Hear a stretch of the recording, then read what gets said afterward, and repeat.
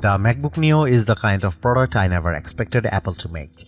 At first glance, it almost feels anti-Apple. For years, the cheapest MacBooks have usually started at $999 aside from older models like the MacBook Air M1, which sometimes dropped as low as $699 during sales. But the MacBook Neo starts at just $599 for education users. That is a massive $500 less than the new MacBook Air M5. A price hike that should raise a lot of concerns, and honestly it does. But after spending time testing the MacBook Neo, I can say this clearly, it is the most complete laptop I have ever used under $600.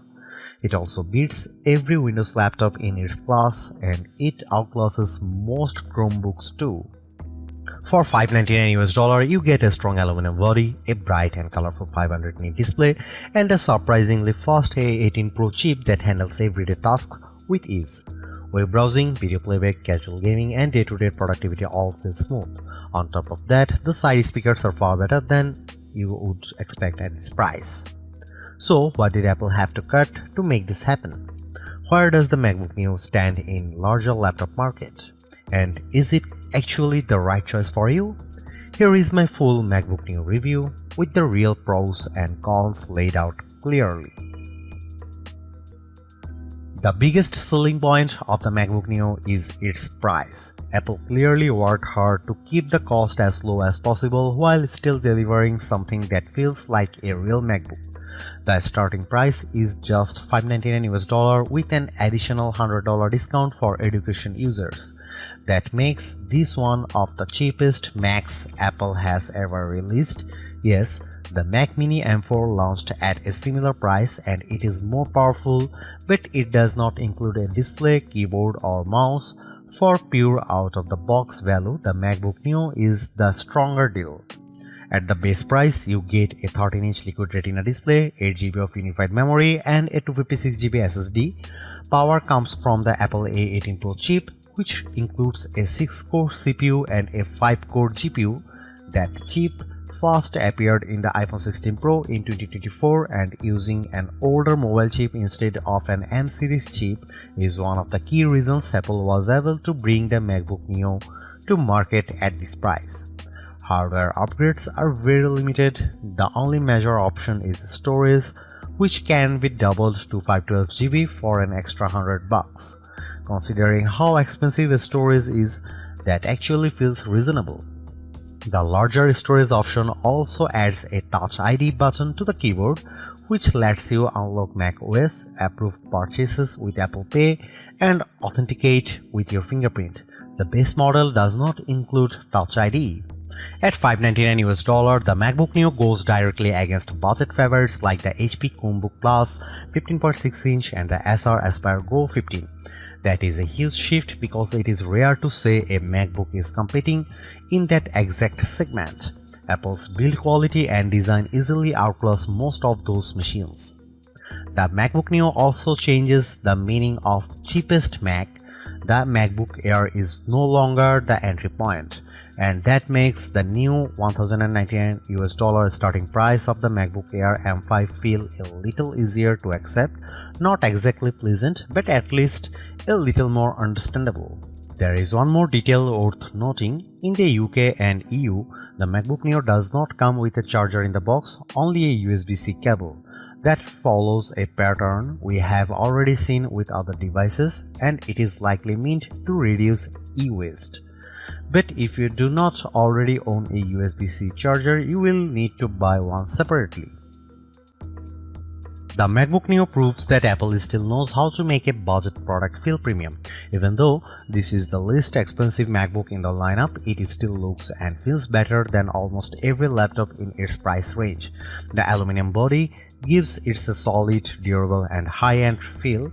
It also comes in 4 bright color options, and the review unit I tested was the Citrus version, which is a vivid green shade that stands out in a good way. I also saw the color at the launch event. Silver is the classic Mac look, blush is a soft pink tone, and indigo is a deep blue. These colors feels fun without looking childish. That said, the aluminum build does mean the MacBook Neo is not quite as light as you might expect. At 2.7 pounds or 1.23 kg, it weighs the same as a MacBook Air. That is still portable, but students carrying it around all day may notice the weight. It is also slightly thicker than the Air. Apple has also matched the keyboard color to the laptop's finish, which gives the MacBook Neo a more unified and polished appearance. Apple describes it as a more colorful MacBook, and that is a fair description. One of the main differences between the base model and the higher storage version is Touch ID.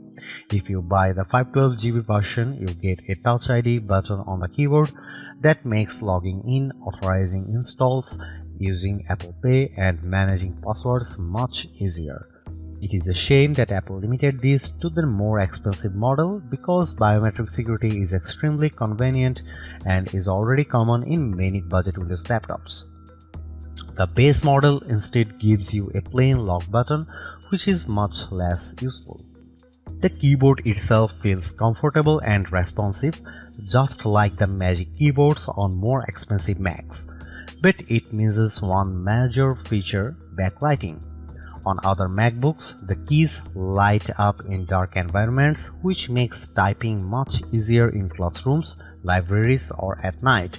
Without that lighting, the MacBook Neo becomes more difficult to use when the room is dim. That is probably the biggest design compromise Apple made to hit the lower price. It is not a deal breaker, but it is hard to ignore. Along the left side, you get two USB-C ports. These also handle charging. Since there is no MagSafe 3 here, the ports look normal, but they are not equal. The rear port uses USB 3 speeds, which reach up to 10 Gbps. That is fine the most accessories, but it is much slower than the Thunderbolt 4 and Thunderbolt 5 ports on more expensive MacBooks. You can still connect a USB-C monitor and run it at 4K 60Hz, which is good. The second USB-C port is much slower because it uses USB 2 technology. That means speeds of just 60 MB per second, which is really only suitable for low-demand accessories like wired mice or keyboards. This is one of the more awkward cost-cutting decisions Apple made. The two ports look almost identical, but they behave very differently. That could easily confuse people, especially when a flash drive suddenly transfers data much more slowly than expected. Even though I understand why Apple did it, using USB 2 in a 2026 laptop feels hard to justify. Still, the rest of the design averts that kind of disappointment. The aluminum chassis looks premium, the 13-inch screen is a strong choice for portability, and the display itself is one of the best parts of the MacBook Neo. At 2408 by 1506, it is much sharper than the 1080p panels most budget laptops uses. It also gets up to 500 nits of brightness, which is excellent for a laptop in this price bracket. That brightness makes the screen easy to use outdoors or in bright rooms, while the color reproduction is vivid and rich thanks to support for 1 billion colors. For anyone who has used a cheap laptop with a dull, washed-out screen, the MacBook Neo's panel will feel like a major upgrade. It is one of the best budget laptop displays you can buy and maybe the best of all. The only missing feature, of course, is touchscreen support, because this is still very much an Apple laptop. The MacBook Neo is the best budget laptop you can buy right now. It is true that Neo sits at the upper end of what many people would call budget, but the gap in quality between this and most Windows laptops or Chromebooks at the same price is huge. The design is premium, the display is excellent, the speakers are surprisingly strong, and the performance is more than good enough for day-to-day work. What impresses me most is that Apple did not cripple macOS just to hit a lower price. You still get the full Mac experience along with support for the broader Apple ecosystem. That makes the Neo feel like a real MacBook, not a watered-down version. Yes, there are compromises. The USB-C setup is awkward, the keyboard has no backlight, and the 8 GB memory limit is restrictive, but those issues are understandable in a laptop this affordable, even if they are still disappointing. At the end of the day, Apple has made a budget MacBook that actually feels worth buying. It is not the cheapest option on the market, but it is one of the smartest.